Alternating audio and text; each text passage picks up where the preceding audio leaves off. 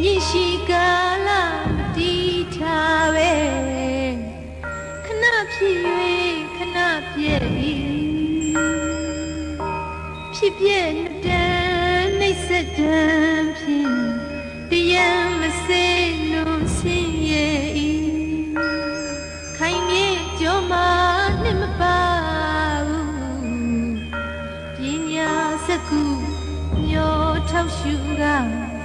သူတဘာဝအနိစ္စနှင့်ဒုက္ခအနတ္တမှန်လာစွာ၏ငါသူတဘာယောက်ျားမိန်းမဘာတစ်ခုမျှမရှိကြသည်အိုးအနိစ္စဒုက္ခအနတ္တပါတကား